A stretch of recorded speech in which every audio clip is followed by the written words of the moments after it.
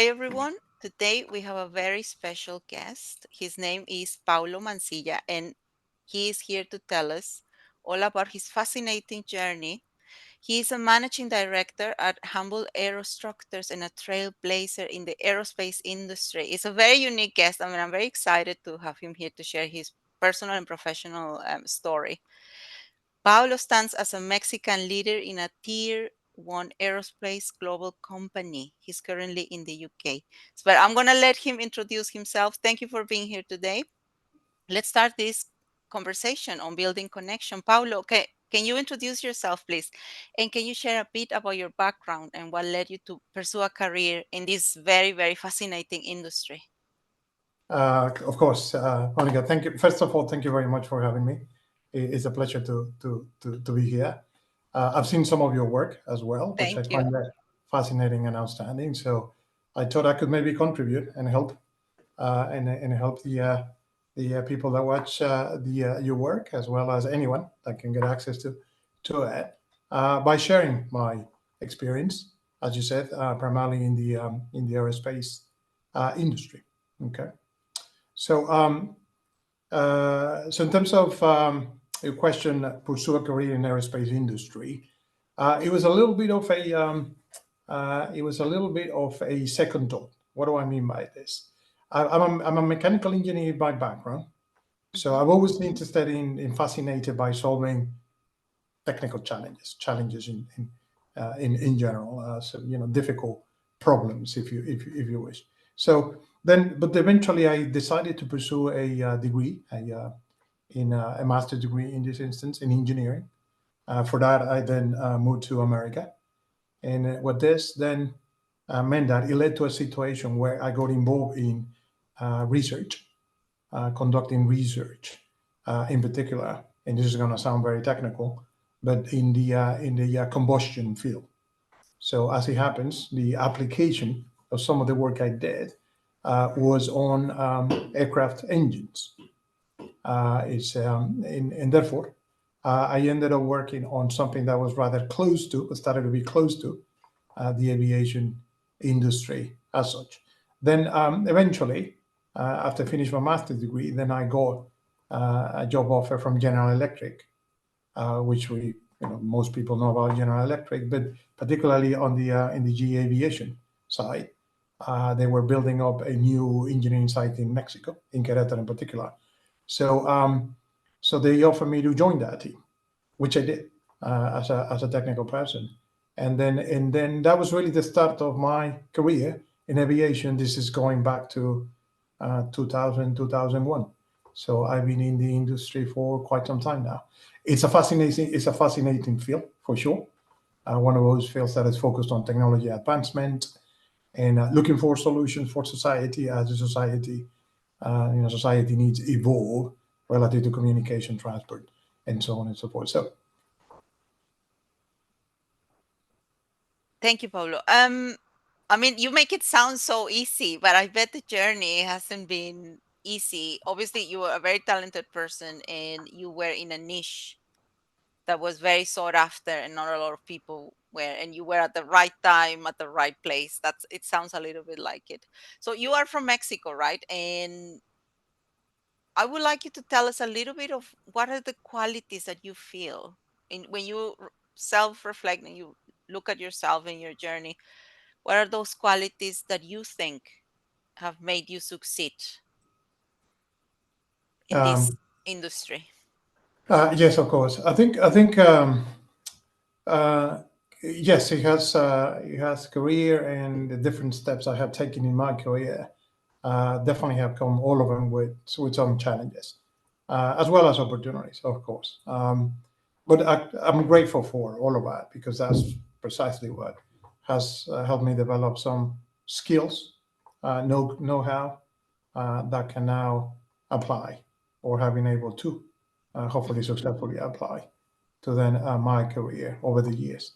Um, and I think therein lies some of in those very challenges and the steps I've taken lies what sort of the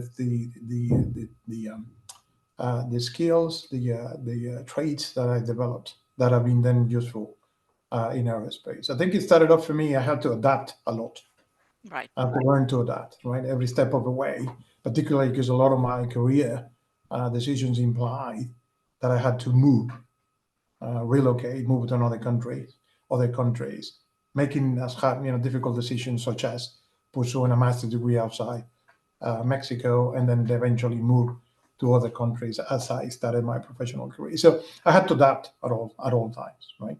So adaptability is one of those key characteristics or key traits. I think so. The other thing is that to sort of being a learn to be outside a place of comfort, Right. because you're studying something new every time, and in the industry there is a lot of challenges, right?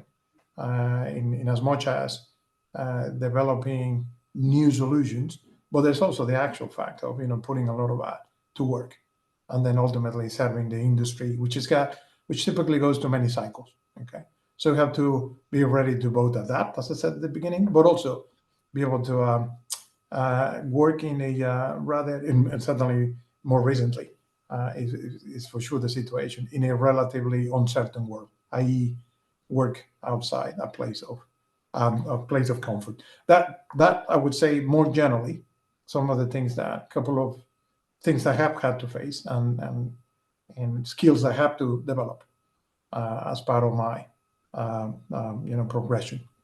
I'm really curious about getting out of the comfort zone because as humans, we just, it's so safe to stay where we are. And I think part of staying in our comfort zone is about safety and the fear of looking ridiculous or embarrassing ourselves or failure. So, how do you manage? I think it comes a lot from our thoughts and our beliefs. um how do you kind of, if you experience it, maybe you don't, how do you snap out of it? What is your strategy? Partially I think it comes with confidence in your skills, that you got the qualifications and you got the experience. But is there anything maybe that you, Paulo, uses to get out of the comfort zone? What makes you take that step? Because not everyone is willing to. How do Yes. you do it? No, of course, and I think in this industry, if we again based it on the aerospace industry, in my experience in that, which I think is also applicable just in general, right, in life too. Yeah. But I think you have to remain curious at all times, right? You have to be prepared to learn and Okay. learn quickly, right? So as soon as you're out of your comfort zone, then you immediately have to find a way to situate yourself in the context. And for that, you need to be curious. You need to be out there and then learning.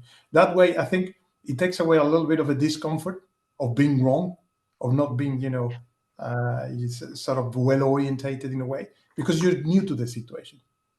But Okay. but nonetheless, but what you cannot do is, or what you cannot afford, is to stay in that uncomfortable situation for too long, right? Mm, So in order to then regain comfort, build that confidence in, you have to learn. You have to be curious. You have to learn, and then learn from others, not just by right. yourself. Learn from others, and then and then start capitalizing on that, and then that will bring that confidence back in the comfort, and then you can probably start seeing results on the back of us. I think that learning process is important as enter other spaces, right? So it New sounds space. you approach it like a scientist a little bit. It's kind of an experiment, and then you take the steps, you see if it works, and then you back up, back off a little bit, and then try again. Is that right? Because Yes, it is. I think it is for sure. I think the other thing I would add is, and we'll talk later, I think, about the leadership skills and other things, right, in the yes, industry and otherwise. So I can complement my answer when we talk about that. But something I would say to right now is you also have to. There's cultural shock everywhere you go, right? As us as Mexicans going out, in my case, I just wanted to be amongst the experts, right, in the field. I wanted to be able to access global leaders of the industry, and for that, it meant I had to go out of Mexico, go out of my comfort zone, move, and so on and so forth. So but as you're doing that, there'll be a cultural shock associated with all of that. So I think a way to counter for me, right, has also been to make sure that you keep in mind that reference point, that North Star, if you wish. That is what initially, which should be what motivated you to Okay. take those steps in the first place. Because you're going to lose momentum. It's going to get difficult. It's going to be a cultural shock. That's for sure. Yes. All those things.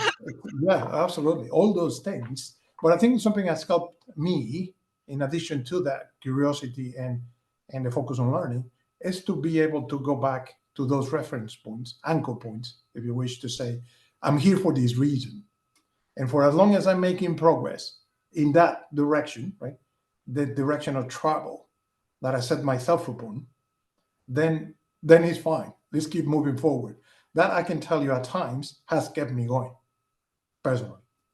Yeah, so it sounds like you have a lot a lot of clarity and a clearly defined purpose. And I guess this is part of your leadership as well, because to be able to lead, you have to have clarity on the goal.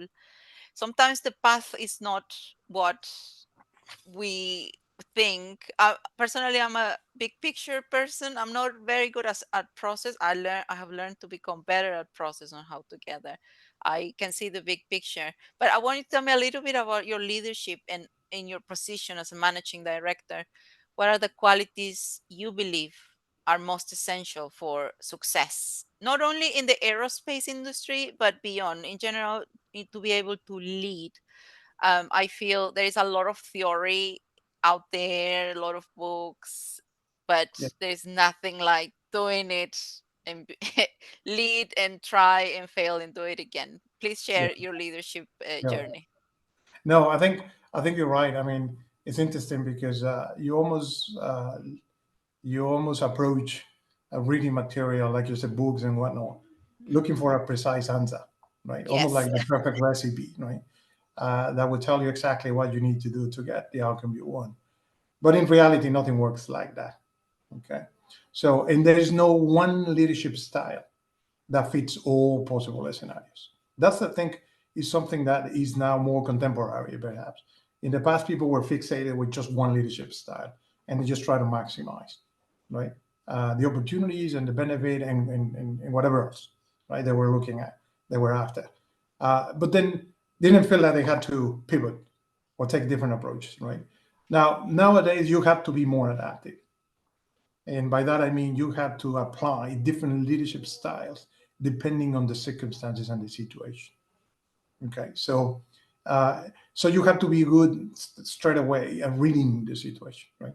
And then apply what makes more sense, uh, whether when talking to people, whether we're working with people, or overall, steering a company, an organization, whatever the scenario may be, you have to be prepared to read it properly and then apply the leadership style. However, having said that, I would say there are core qualities, right, that you need to Okay. have, which I think are common across and so it has to be. I mentioned being curious, so I'm gonna be saying that constantly because you have to be curious, not just for looking for you to learn yourself, but also be able to foster a learning environment, right? Hmm. So that's some of the things that you always have to look for. The other thing is you have to be resilient. Absolutely. Again, we talked about nothing happens as expected, right? There's no, No, there's no battle plan that survives the first battle, as they say. So true. you have to be resilient. You have to keep moving forward. Okay. The other thing is that you have to support development of the team around you. Okay, Okay. and it's just provide the environment, provide the opportunities for them to grow as well. If the individuals around you grow, then business grows and everyone then is successful. And the other thing, particularly, this is more particular to our industry, is to be able to recognize the expertise, typically technical, right? Hmm. But not limited to that. But technical is important in our industry. So you have to not just to you assume everyone can do what we do, as long as so and so. You have to understand that there's a technical element of that, pretty important. Um, and then I'm just gonna say you have to relentlessly, right, look for ways to achieve business excellence. And that, again, that is common to any business. I, Mm. I know that, but you have to remain focused on making sure that every decision you make, every action you take, every leadership, right, exercise that you or leadership quality that you exercise, it has to be orientated to achieve business excellence. Certainly, certainly in my business, but I think it applies to others. And I just finished by saying, in my current situation as a Mhm. managing director of a business, such as a humble business, you have to constantly think strategically. That is something that comes with time, perhaps, right? At the Okay. beginning of you, at the beginning of your career, you don't straight away go into strategic thinking, Mm. but you have to, as you grow and develop, you have to keep in mind that you will have to think more strategically as you get to a more senior position. And like you said, the other two important points is be able to very capable or establishing a very clear vision, right? And be decisive and courageous in pursuing that vision. I'm curious about how do you spot excellence or talent? Because my next question is about creating a culture within an organization that attracts and retains top talent. And you talk about technical skills, so I guess that's part of recognizing excellence. It must be difficult. I don't know. I would like to know, how do you spot someone say, "Oh, this is excellence, and I want that person in my team," or perhaps this person has potential. I can see excellence potential, and then you develop them. What is your criteria? What are the parameters you use to say this is excellence and this is not excellence? Okay. Yeah, I think it's a great point, and I think is I'll answer that. The I'll make three comments on that. So the first one is that, and maybe I'll use my own business as an example. Okay, so in our business, people and expertise are core to success. Okay, so you have to have the right people in the right jobs, focus on delivery every day to be successful, right? So Mm. that is a little bit of definition of excellence right there Okay. to begin with, right? But it is true that it's increasingly, at least for us, as as counterintuitive this might sound, it is increasingly difficult for us to be able to attract people into the aviation industry. Oh, is Right? it? Some Why? decades ago, aviation industry was a sexy industry. Hmm. Everyone wanted to work on something that flies or can help people fly, right? In the pure definition of it, there was an appealing factor. Hmm. But now there are other emerging trends, other emerging industries, and then in people have other needs, and they look professional development, therefore, in other fields, I see. and which can be challenging. They are challenging. They can be technologically advanced as well. They're trying to solve big problems of a society.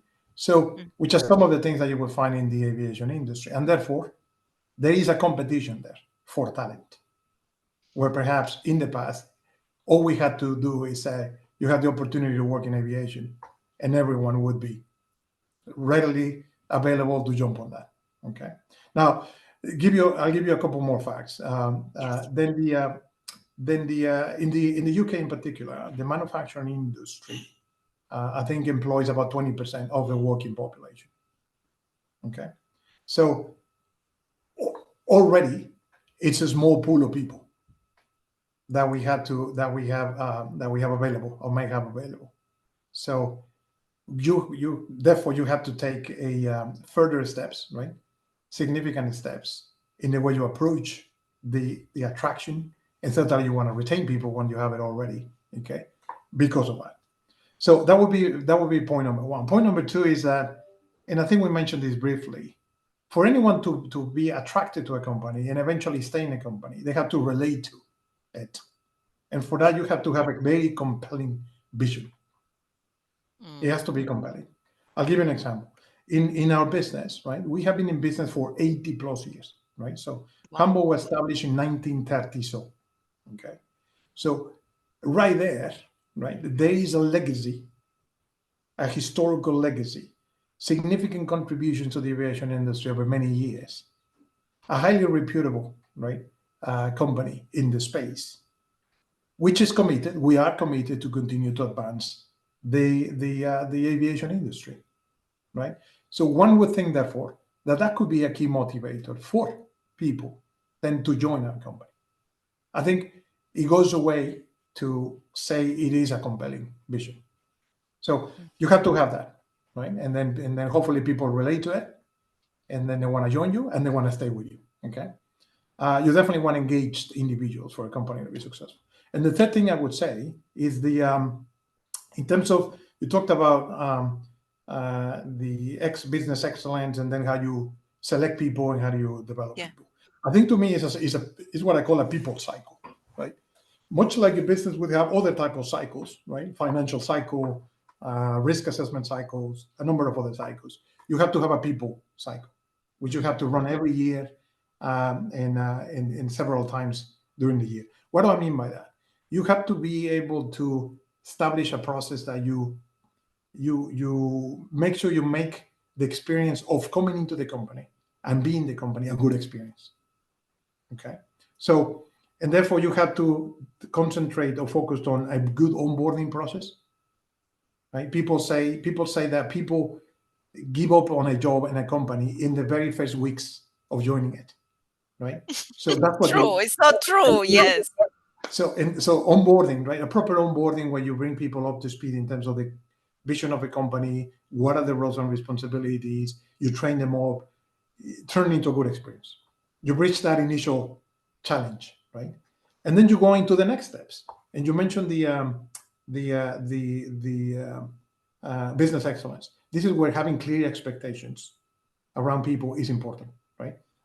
People have a role, have a role to perform, so you have to be clear about what you expect from them. Hmm.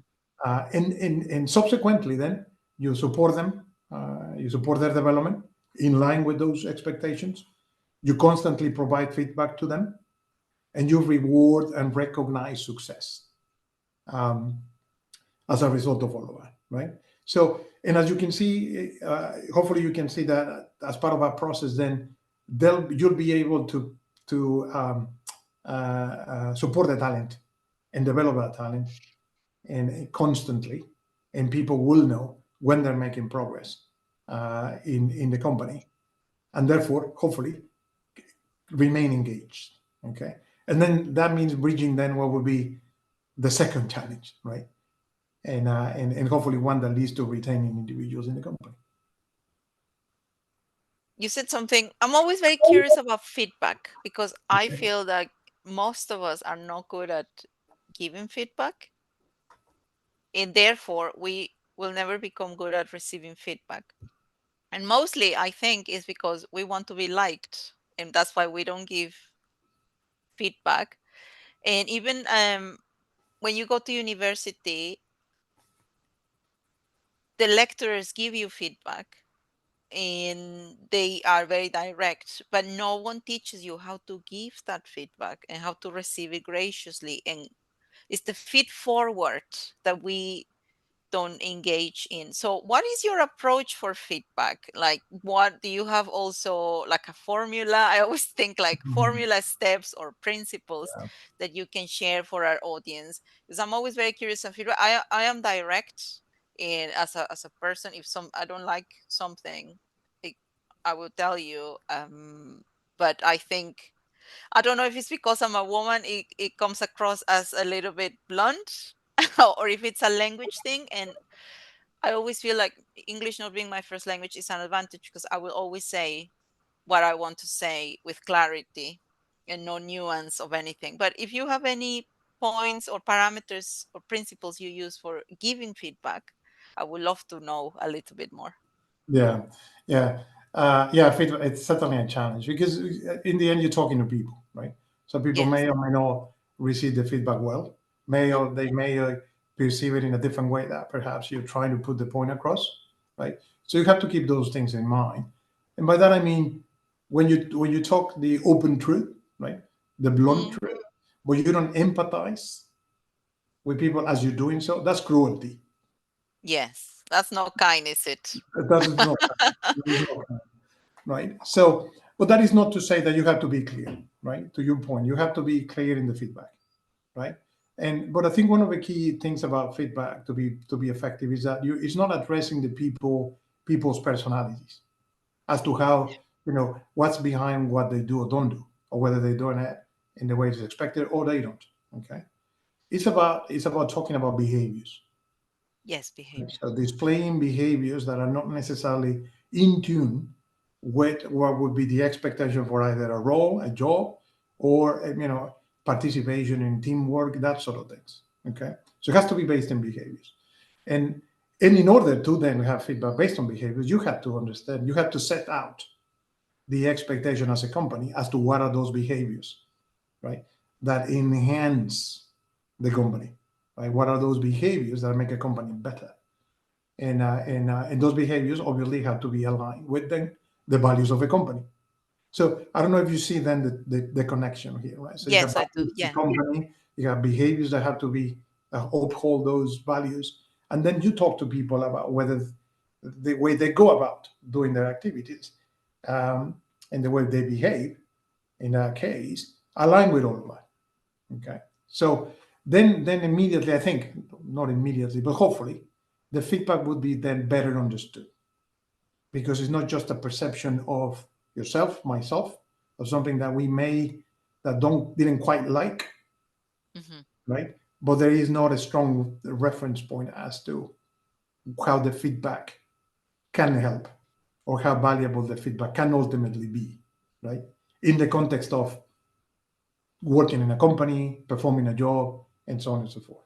Now, in terms of when you do it and how you do it, there are different styles, right? Some companies are more proactive, and I have to say, it has been said that the younger generations prefer the more frequent feedback, right? Yeah. Okay, The that's interesting. yeah, the older generations are they need less feedback. Okay, so then you Mm, just have to have a process whereby it's known to everyone that there is a feedback period. Okay, or there is a feedback mechanism. There is a feedback culture for sure, and then you just have to decide how often and how you do that. Okay.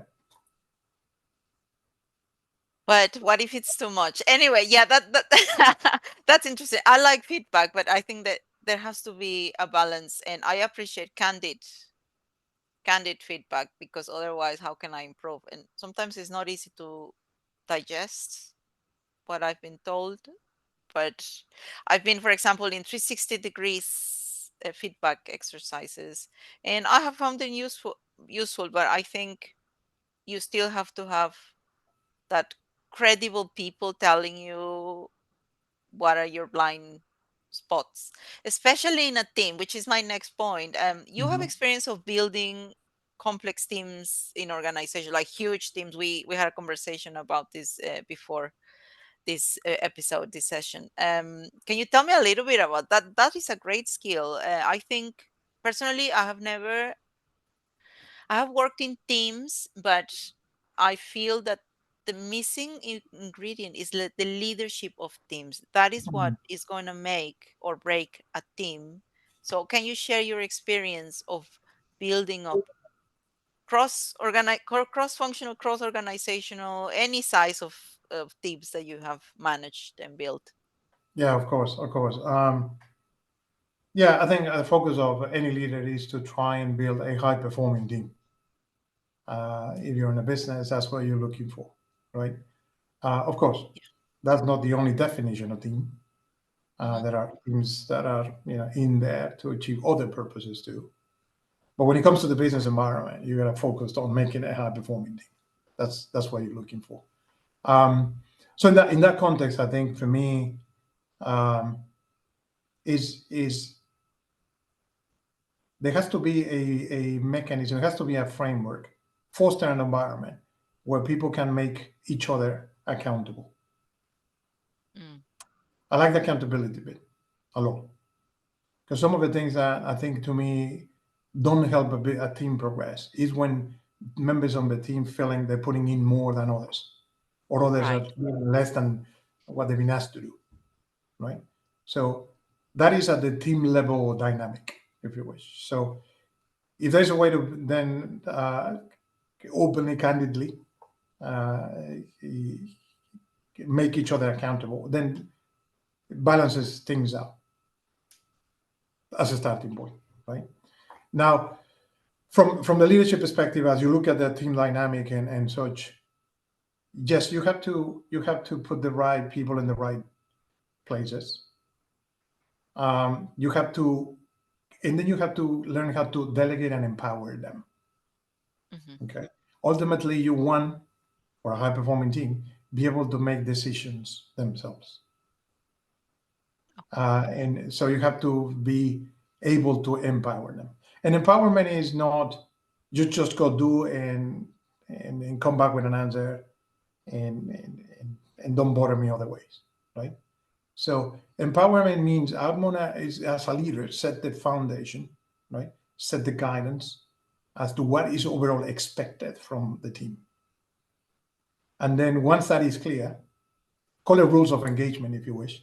Mm. But right, so when that is clear, then you gotta empower them. You gotta give them the tools. You gotta give them what they need to then go off and start working as a team, and then making decisions themselves. Okay, and then it kind of becomes as a virtual cycle, right? People perform. If they don't, they make each other accountable. But if they need something else to be able to perform, they come out of that loop and then ask for that empowerment, ask for that support, which you as a leader have to be prepared to then um, introduce yourself into the scenario as you see fit. Right. I'm always amazed. I'm in awe of all these skills that people like you develop because you moved abroad, right? And you have this, I feel sometimes it's like a weight of change, and you have your personal life that you have to make sure you get it right, because if that's not right, you won't be able to lead in your job. So your leadership spreads across the spheres of your life. It's not like you're a good leader at work and a bad leader at home. You have to be a good leader everywhere, and that spills. Am I wrong? You're smiling because you know I'm right. Yeah. Yeah. um, so moving abroad, so these amazing skills that you develop, um, I always feel like life, the fact that you moved abroad, that is part of the development and the learning Yes. journey. You have to push yourself to, again, we talk about the comfort zone, because you face so many challenges. Even if you move, I think we move in a privileged position abroad as professionals. It doesn't mean it's easy as well. Um, you face challenges. I have faced challenges, especially when I have relocated a few times. Can you share a little bit, Paulo, the person in his life? What challenges have you encountered when Yeah. relocating for career Yeah. purposes, and how have you overcome them? Yeah. It's I would say those are precisely those decisions, right? Precisely those pivotal points, right? So when one reflects as to upon perhaps someone asking you that question, or your own self-reflection, what have been those decisive moments in one's career? I think to me, you go back to these decisions that you had to make when you had to make them to move, because something is built up so much, right, inside you, around you, that is prompted you to then contemplate, right, the possibility of moving, right, and then you Yes. take the next step, right, which is build courage and all of that, and look at what the benefits versus whether that outweighs the risk and all of that, and then you make the move, right. Um, but clearly, clearly it's a decision point, and clearly it's a critical point when you make the decision. So that I think, to your point, it therefore means that it's going to be critical for your career. So sometimes we reflect on this once you have made the move. right? But but if you're able to make this reflection before you move again, uh, or ready to move again, then then it starts then it starts feeling good, good a good way, start feeling into you a good way to then approach the moves. Okay, as a general point. But more to your question, I think I've been very lucky, I have to say, because I've always had or been able to find a supporting network Right. um, um, around me, starting with my wife, which has always been there for me. She's always been supportive in every move I made things relatively more manageable, right? Mm-hmm. As well as other family members and friends too. So I think you naturally is going to miss what you had before, right? You're going to miss your country, you're going to miss your family, all of that, which is not easy. But then if you got a supporting network around you, then that can help with that. Sometimes we find a network where we didn't think we had, or sometimes we forget there is a network there, right? That we, for whatever reason, decide not to tap into. Okay. Um, the other thing I'd say is you have to be open to adapt to new culture, and we'll talk later about the global mindset, Yes. right? This is one of the benefits of moving. You will develop a global mindset, which is important for then managing a global company, right? Or a Absolutely. company like the one I'm in. Okay, so I think you have to be facing this situation where you have to meet new people and new culture. I think my recommendation there, some of the things I've done is look for affinity groups, and by that I don't necessarily mean people from the same, a group of Mexicans, right, where you get together and we all talk about how difficult it is to be away from Mexico. Yes. which, which The I, weather. all these things, right? We go back to our old selves and complain about all the things that we left Yeah. behind, right? Or the things that we miss. So it is helpful for sure. I can see that. But I was thinking more affinity groups. By that I mean, related to the work that you do, Mm-hmm. related to an activity and a hobby, something else that you're interested in, and then that would help you. Then both um, uh, starting to understand and get yourself immersed in a new culture. And then the other thing is, like I said, it will widen your mindset. It will make it a more global, open mindset because you would have then, be part of a wider forums, conversations, discussions, and whatnot. And the last thing I would say is that this particularly been useful to me in terms of work. Okay, because you come into a work. Like I mentioned to you, you come into new work, into new job, out of your comfort zone. You got to learn quickly. Okay, and if you don't, then it'll catch you up. So I think some of the things that can helpful in that case is identify a mentor or a coach, right? Mm. Within your own organization, outside your organization, but someone that can help you fill those gaps, right?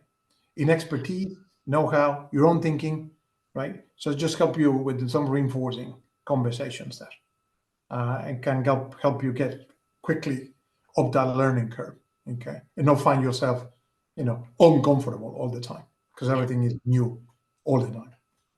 So I think in the end, I would say I just finished with you have to feel better, right? As you make the moves, you have to do whatever you have to do to gain a good sense of achievement, right? And then be able to feel that you're moving towards that goal. And we spoke about, what is that motivates you to move. So feel that sense of achievement, and feel like you're moving towards that is what you need to try and achieve, or get a sense for, as you go through the moves and then prepare for another move and so on and so forth. Yeah, I agree with you. I think one of the most important things for especially high achievers like yourself is the worst thing that can happen is to get stuck. At least for me, is one of the worst feelings that I'm stuck in my mind or in a problem or in a situation. And you said something very powerful. You need to bring people in. to have those conversations. And if you don't have someone internally, you go externally because you want to make progress. We want achievement, right? Most people in their careers, they want more, they want achievement. So this is, I think this is very important. I totally identify with, oh, I'm stuck. I need to talk to Exactly. other people. And forgive me for generalizing, and forgive me for the people that will listen to this, but we sometimes as Mexicans think that asking for help, a coach or a mentor, is a weakness. Is a weakness. Mm, Okay, so we create this.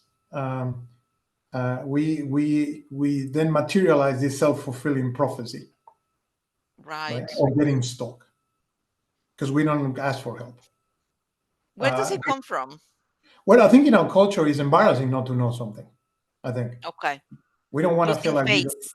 correct, losing face, Yeah. coming across as we don't know something, we're not prepared, we're ignorant, perhaps unqualified, whatever the implication might be or perception might be. So this is why we tend to try and pretend we know these things, Yeah. knowing full well at times that you have no clue.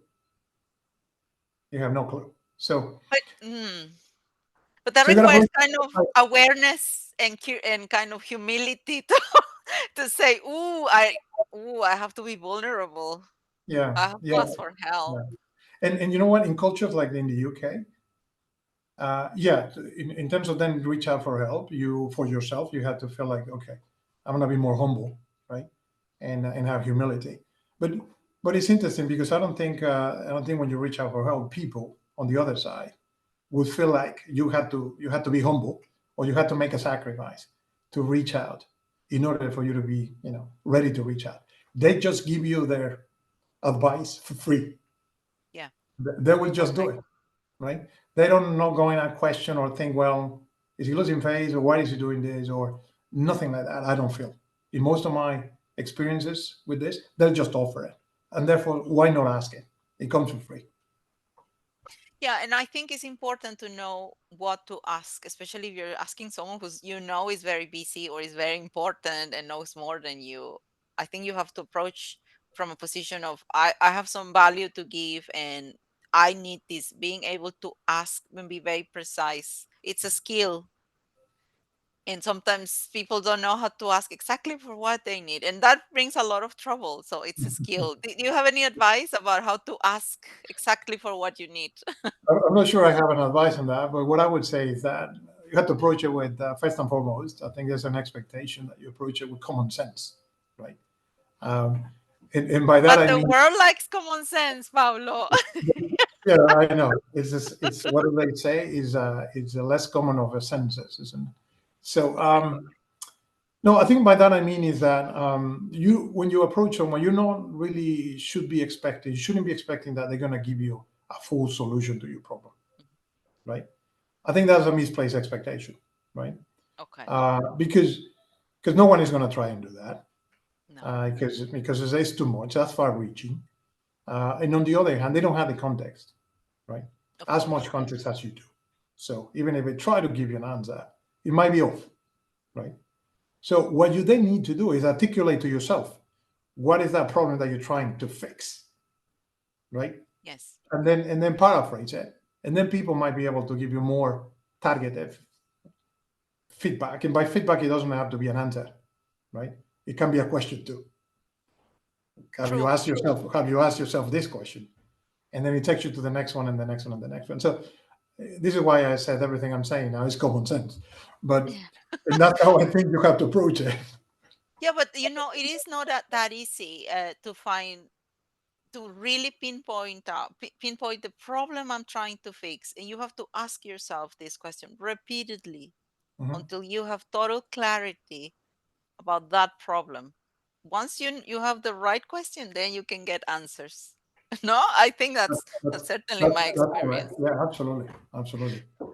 Well, thank you for that. That's very powerful. So tell me, I'm very curious as well about that global mindset. And Mhm. you said something very interesting, and it's true. To be part of an organization like yours at that level, you need to have that global mindset. Can you elaborate a little bit of that? What does that mean in how you develop it? Obviously, you get out of your comfort zone. That's the first one. Yes. So yeah, and I think absolutely you have to have a global mindset. But global mindset is not just in the context of having experienced a the other cultures, right? Having experienced the world, right? Um, it means you're open to a global view of things, which inherently means the opinion of others. Hmm. Obviously, sometimes, most of the times, the opinion is um, indicative of a culture or is biased by the culture. Hmm. And therefore, if you understand cultures, if you have experienced other cultures, you're already one step ahead in terms of be able to be open, number one, and number two, truly consider someone else's opinion and be able to gauge, right? Yes. Where where they're coming from and where they're going with it. So you have to, and so you have that global mindset is open to different other views, other cultures, and in business, it also means the cultures of the company and the subcultures of the organization. Mm. Okay, that Yes. that would be my full definition of global mindset um, in this instance. Okay, so so the why is it important? Why is it important? Because you have to make decisions every day as a leader or in the Yeah. organization, and there's a lot of information that comes your way. So you have to be able to then get a sense from what the team around you is thinking, get a sense for what the possible implications of any decision can be, because you have experienced that global scenario, and therefore can help you make, or hopefully the outcome is that you have a more robust decision making process, and you have better outcomes altogether from making those decisions. Hmm. That's how I will connect what a global mindset means, how you then taking into account when you go about leading a team, Yeah. and then what you hopefully can get out of it. I'm going to explore further that concept. I really like it, that Yeah. global mindset. Okay, so we are getting close to the end, and I would like to close, reaching the end, really. What advice would you give for young people or aspiring leaders who are looking to grow and succeed in their career, especially in globalized industries like aerospace? What advice would you give them? The world has changed so much since COVID-19. I think the game has changed for all of us. Things are, I think you mentioned, very uncertain and more resilience is needed, but perhaps you have more advice. What do they need to succeed? Yeah, so I think I would say three things. One is and it's a great question, and a question that I ask myself even to this date.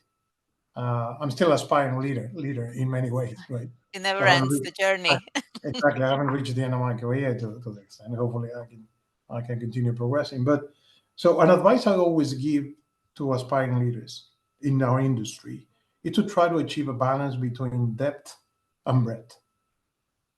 Okay, Mm, um, I think you can be more successful later in life if you have spent a little more time learning about some of the fundamentals of the industry of your business, okay. right? For a business like ours, that may involve knowing a little bit more about a product, knowing a little bit more about the technology, right? Hmm. Um, well, as and for me, at some point, I had to decide whether to continue on the technical path. I'm an engineer by background, as I said, or to move over to the leadership path, right? Okay. So, and it's really that point when you need to know whether you know enough of the technical, in my case, so that when you become a leader, you're able to. It gives you a better chances to be successful as individual, but also the ability to better lead your teams or an organization because you have a stronger background. Okay, Mm. Hmm. I'm not saying spend 100 years in building that. Neither I'm saying to spend 1 year right doing so. It's just it's just about finding that balance. Okay. Um, Now, the other thing I'd say, and I think I mentioned it before, is to remain curious, right? I think is Yes. quite important, absolutely, at all times.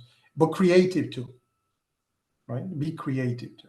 So creativity for me is um, the be inventive, innovative, apply to business. Is how I conceptualize it. Not the creativity type that goes off on a tangent. What does that mean? What do you mean by that? Yeah. So in business, you have to start. You have to work within the framework, right, I of the business, see. right? You want to be you want to Yeah. presumably you would want the business to be successful, Yes. You have right? there are industry standards and regulations and Correct. frameworks. You, Yeah. you have I to get. have all of that. So you want to be creative because then you're gonna provide solutions to internal, external challenges. But then that has to be that requires being inventive, innovative, but then it has to be applied to the business success and the framework that the business operates within. Okay, Mm. so the third thing I would say is the aviation industry, as I'm sure other industries are as well, is not an easy industry. Is not These are not easy jobs as you keep going up, I bet. in the organization. These are not easy jobs by any stretch. So I think then you have to show commitment. You have to be resilient, as we said, and hardworking individual. Okay. If anyone thinks I'm going to the sexy industry such as aviation, and it's all it's all roses, not quite.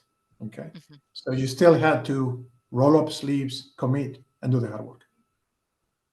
Yeah, I feel especially I hope young people don't feel offended, but a lot of young people I want the shortcut. I think Sure. that is the younger generations, and yeah, it's true. We have more content around, more information. You have everything in your smartphone, but I always think there is no way around hard work. You still have to do it, Absolutely. and the rest will come. You still have to be strategic, but the a very strong base of hard work and knowledge, it should be the priority. Thank you for sharing that. Um, Now, about you, Paulo, before we Yeah. close, I want to Mhm. know, and I guess the audience also wants to know, what are your aspirations for the future? Let's say 5, 10, 20 years, both professionally and personally. Okay. Now it sounds like a job interview. Um, Yes, it's true. No, it's not. no, I mean, hopefully, I still have a long way to go professionally, right? I think there are a lot of things I still need to try. I like to learn. Obviously, in terms of the progression I had and the direction of travel I had, for me is then continue to grow as a business leader, and then particularly uh, be part of a forward-thinking organization. Right? Aviation is always forward-thinking, although you have to respect some cycles as to how you bring products into the field and whatnot. It can take time, but you have to continue to push the boundaries. Okay, so forward-thinking organization is the type of companies that I aspire to be part of and lead as well. Um, the other thing I would say, and this is going to sound more philosophical, Mhm. okay, but it is true. This is what I feel. I like to be able to leave behind me a positive legacy, right? Okay. Anywhere I go. Um, uh, and I'm trying to do that now where I am. I mentioned Hamble has been in business for 80 plus years. Yeah. So you can imagine the type of figures, right? The people that pass through this business. Yeah. And there are some that have left a legacy. So I like to be recognized by. leaving a good legacy here, right? And so on and so forth, right? As I go into the next step and next step, hopefully I'm able to do the same thing. The other thing is I like to, in this journey, professionally, if not personally as well, or personally too, is help people through sharing my experience, like I'm doing right now. Yes, that's Okay. powerful. Yeah, yeah. And then just contribute to society, right? By working on, either providing direct solutions into the aviation industry, based on the work I do, or just generally, right, helping the society to continue to move forward. Um, so, and then just more personally, I think I like to see my children, take control of their own life. They come into that age, Mm-hmm. so and then hopefully do that with with the displaying the good values and qualities that I have try to instill in them. That's pretty important to me.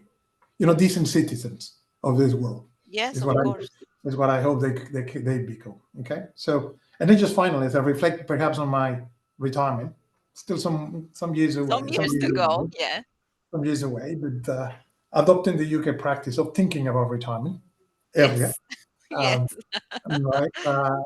So along those lines, I think my wife, in the future, my wife and I would like to move, to a nice place in the beach and have a nice little house where we can host friends and family, and just Perhaps Mexico. for example, Mexico. Yes, Uh, sounds like it. Yeah. yeah, My dream too. correct, and then just enjoy each other's company. That is lovely. Yeah, I think, well, I don't know if most Mexicans, I speak for myself, and like you, I'm also thinking like, ooh, I wanna move back. I want a lovely house by the beach. It's the same dream. Yeah, The yeah, same goal. It's not a dream, it's a goal. Okay, finally, just to close, every day, I guess you strive in your mindset to bring curiosity, adaptability, and resilience. Is there anything else you would like to add? What does it mean to you to bring this mindset of leadership and global outlook into your everyday life? yeah. Just some final words. Yeah, I think it's a strive, right? It's an intention. Sometimes you're more successful than others. So, but I think to me, I would say it's just continue with that relentless pursuit of the objectives, right? I want that sense of achievement and fulfillment, right? Despite the challenges and the mishaps and all of that, which will undoubtedly be there, it's just continue to move forward. Right? It's one of those things that you do in business, and I think you should do that in life too, or you do it in life and then you do it in business as well. The other thing is I help others succeed. I really like that. So, in as much as in a business environment where you develop your team, we talked about that. Also, outside the business environment, personal life, just see if you can help others to be successful too. If we're all successful, then is a more positive environment for everyone. Then then the take chances and move out of your comfort zone. We spoke about that, right? But it's so hard. It is hard. It is hard. Hey, work will ask you to do that. That's My true. job, for instance, will require you to do that, right? So if you do that in professional life, do it in your personal life. Do it in your personal life, you will eventually do it in your professional life. And I think, again, hopefully that'll bring good outcomes. And then just finally, I think, uh, I guess this is more of a CEO type of statement or more, Yeah. You ominous are the statement. CEO of your life. That's the question. How do you become the Exactly. CEO of your life? More of an ominous statement per se, but I think it is. So we own our own life, right? It is one's life, and as such, is one has a responsibility and every motivation, I would say, to take full control of it, as a good CEO of any company would do. Yeah, responsibility. It's scary though, It is. isn't it? It's scary, but you gotta do it. You gotta do it if you want to be the CEO of your life. Yeah, Definitely. yeah, absolutely, absolutely. Well, Paulo, thank you so much for sharing your story today. I think I take away some really powerful statements that I'm going to think about those for a while. The global mindset, and the resilience, the curiosity, and stepping out of your comfort zone. I keep saying it's hard, but I do it daily almost. Just getting out there sometimes like, "Ooh, I'm going to do this." But definitely that's a mindset that especially young people, if they aim to become the CEO of their lives or anybody, they should follow. Thank you so Yeah. much for sharing today. Oh, thank you for having me today. It's been a pleasure. Hopefully, yeah, you find this what I said interesting, helpful for you or anyone that listening to this.